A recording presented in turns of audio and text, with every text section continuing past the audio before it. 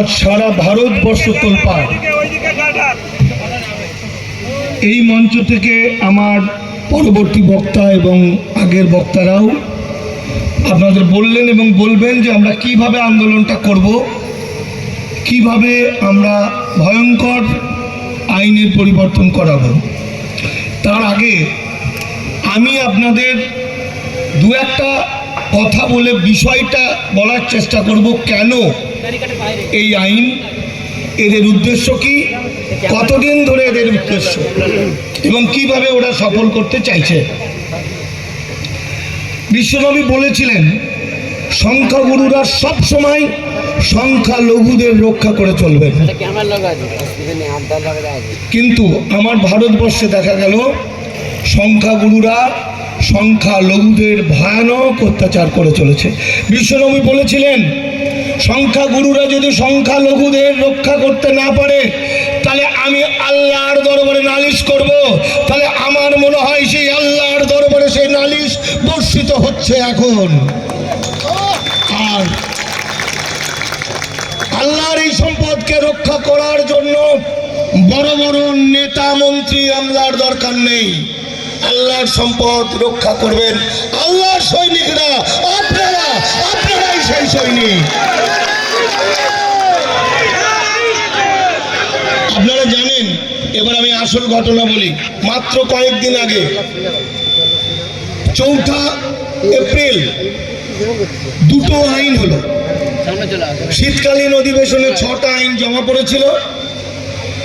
মানে ওদের সিদ্ধান্ত 2019 সালে হিন্দু রাষ্ট্র করবে, যেটা গত 7 বছর ধরে পাগলের মতো আমি বলেছিলাম। আমরা দামাল বাংলা থেকে বলেছিলাম, ইমতিয়াজ আলী মোল্লারাও বলেছিলেন, মোল্লা একসঙ্গে বলেছিলাম। তো 2025 হলো, ওরা ওদের কথা রেখেছে, আমরা কিন্তু নীরব থেকেছি, আমরা মানে বুঝতে পারিনি। যে কারণে শীতকালীন অধিবেশনে মাত্র 2-3 মাস আগে যখন লোকসভায় এই ভয়াবহ বিলটা উত্থাপন হলো, তখন আমার মুসলিম নেতারা চুপ করে বসে থাকলো। কেন তারা তখন থেকে প্রতিবাদ করেনি?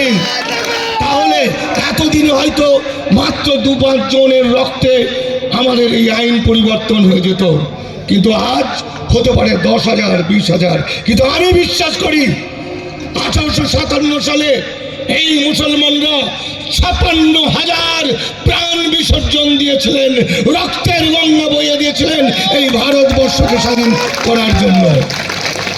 আপনারা জানেন, দুটো আইন পাশ হলো। একটা ভয়ঙ্কর উদ্বাস্তু হিন্দু, যারা 1952 সালের পরে এসছেন, মানে কোন যুগে, 70 বছর আগে, 73 বছর আগে, সেই সময় দেশভাগের ফলে যারা কাঁদতে কাঁদতে এলেন, পাসপোর্ট ভিসা করতে পারলেন না, যাদেরকে কাজে লাগিয়ে সকাল থেকে রাত পর্যন্ত যে সমস্ত সেই হিন্দু উদ্বাস্তু ভাইরা বলতে শুরু করলো মুসলমানদের মারবো, কাটবো, ধরবো, আজকে তাদের প্রিয় হিন্দু হৃদয় সম্রাট নরেন্দ্র মোদী তাদের জন্য একটা আইন করলেন। তারা কৃতদাস হয়ে গেল ভারতবর্ষে। কৃতদাস আইন হয়েছে। আইনটার নাম হচ্ছে immigration and foreigners act.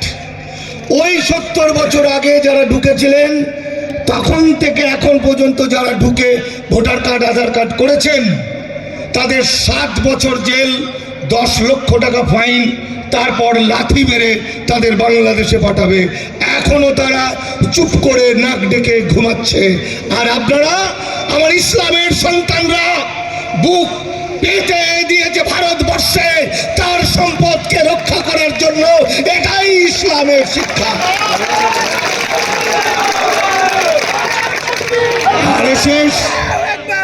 RSS গুরুজি গোলওয়ালকার, এই যে আরএসএস, এদের যে হেড, এই যে ম্যানিফেস্টো যেটা দেখে দেখে চলছে, সেই গোলওয়ালকার বলেছেন মুসলমানরা ভারতবর্ষে জন্মেছেন, তাই তার মাতৃভূমি ভারত, কিন্তু পূর্ণভূমি ভারত নয়, পূর্ণভূমি আরব দুনিয়া।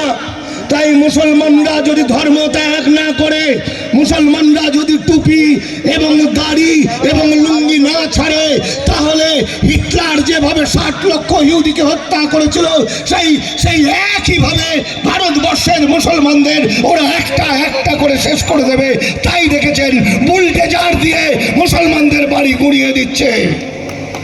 এরপরও আমরা চুপ করে আছি। তাহলে বন্ধু, আজকে যে আইনটা তৈরি হয়েছে, সেই আইনটা আজকের প্ল্যানিং নয়, খুব হালকা বিষয় নয়। হ্যালো,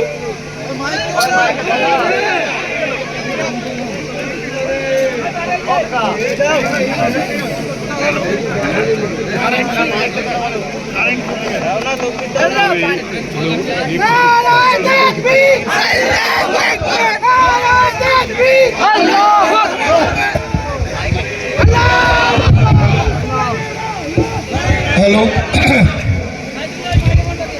তাহলে আমার বলার বিষয় হচ্ছে ব্যাপারটা অত হালকা নয়। তাহলে হালকা যখন নয়, রাষ্ট্র যখন আমাদের শেষ করার জন্য অস্থির হয়ে আছে, তখন আমাদের কত সংযত হতে হবে, কত বুদ্ধি খাটাতে হবে, কত শান্ত হয়ে চলতে হবে। কারণ আমাদের ভিতরে ঢুকে আছে RSS এর লোকেরা। মাত্র কয়েকদিন আগে আরামবাগ টিভি মুসলমান হয়েও সে সারাদিন মুসলমানদের ধ্বংস করার জন্য মিথ্যা খবর করছে।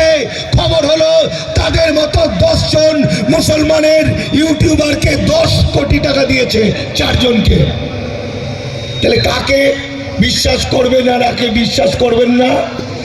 তাই গ্রামে গ্রামে, পাড়ায় পাড়ায়, মহল্লায় মহল্লায় মুসলমান বেশধারী যখন নতুন কোনো লোক দেখবেন, একটু জানার চেষ্টা করবেন, বোঝার চেষ্টা করবেন কোথা থেকে এসেছে, কেন এসেছে। বসিয়ে রেখে জল খাইয়ে জানার চেষ্টা করবেন। কারণ RSS ভিতরে ভিতরে ঢুকে গেছে। তসলিমা নাসরিন বাহিনী মুসলমানদের একটা অংশের মাথায় বসে গেছে এবং তারা চাইছে হিন্দু রাষ্ট্র। এটাই সত্য। আপনারা জানেন ব্যাটেল অফ খাইবারের যুদ্ধের সময়, সে সময় বিজিতরা, যারা যুদ্ধে জিতে যেত, যারা পরাজিত হতো, তাদের সমস্ত সম্পদগুলো বিজিতর হয়ে যেত। তাই হযরত দ্বিতীয় খলিফা হযরত ওমর যুদ্ধে জয়লাভ করেছেন, প্রচুর সম্পদ। তখন বিশ্ব নবীকে বলেছেন, নবীজি এই সম্পদগুলো আমি কি করব? তখন আকাশের মতো হৃদয়, পৃথিবীর শ্রেষ্ঠ মহামানব বিশ্বনবী বলেছেন, এই অর্থ তোমার নয়, এই অর্থ আল্লাহর, অর্থাৎ প্রতিটি মানুষের। তাই এই ওয়াকফের বিরুদ্ধে, আইনের বিরুদ্ধে যে লড়াই, সে লড়াই শুধু মুসলমানদের নয়, সে লড়াই প্রতিটি মানুষের লড়াই, হিন্দু, বৌদ্ধ, খ্রিস্টান, সমস্ত মানুষের লড়াই।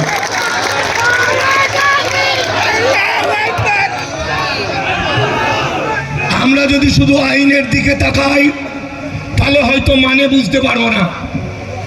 লেখাপড়া জানা মানুষরা দেখবেন সংবিধানের 56 নম্বর আর্টিকেল, ধর্মাচরণের অধিকার, ধর্মস্থানকে রক্ষা করার অধিকারকে বাতিল করে দিয়েছে।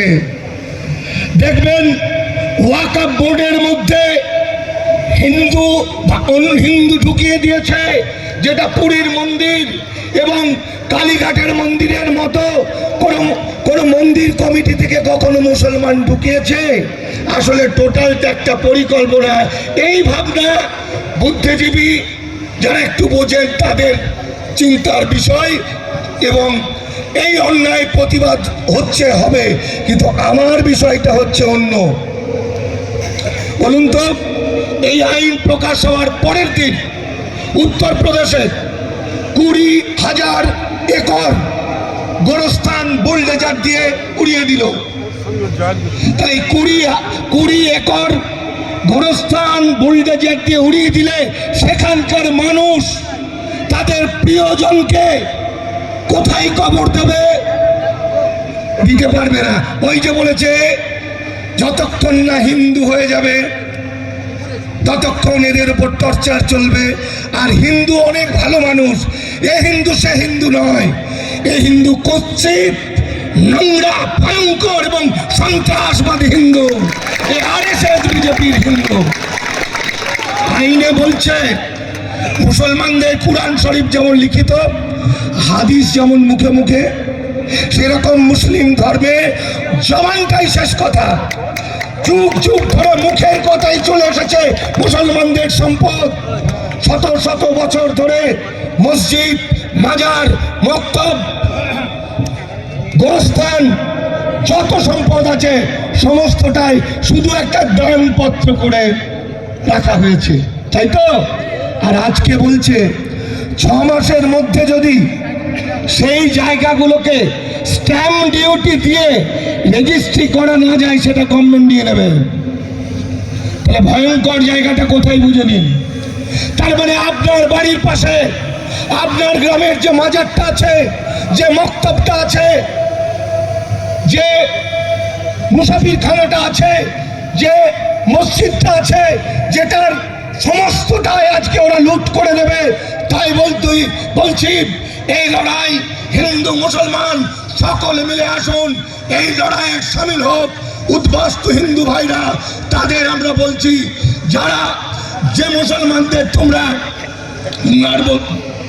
এই চারতারা সবুজ যে ঝান্ডা, ও দুটো আপনারা বন্ধ করুন। ও দুটো এখানে প্রয়োজন নেই, ও দুটো আপনারা নামান, ও দুটো এখানে তুলবেন না, এখানে কোনো প্রয়োজন নেই ওটার। কে তুলেছে ওটা বন্ধ করুন, ওখানে বলুন। আমি শেষ কথা বলছি, মুসলমান ভাইরা জেগেছে, সারা ভারতবর্ষের কোটি কোটি মানুষ নেমে পড়েছে পথে। আমি শেষ করছি, এই মুহূর্তে আমি এই মঞ্চ থেকে দাঁড়িয়ে উদ্বাস্তু হিন্দুদের বলছি, একবার তোমরা যদি মুসলমানদের ভাই বলে ডাকো, দাদা বলে ডাকো, তাহলে দেখবে ইসলামের সন্তানরা তোমাদের বুকে জড়িয়ে ধরবে। তাই বন্ধু, এই লড়াইয়ে আমাদের জয় অনিবার্য। শুধু শৃঙ্খলা, ধৈর্য, বুদ্ধি আর দুচোখ ভরে দেখতে হবে আমাদের শত্রু কি পোশাক পরে কোথায় কিভাবে আছে। তাই সাবধান হয়ে যান, ভালো থাকবেন, নমস্কার।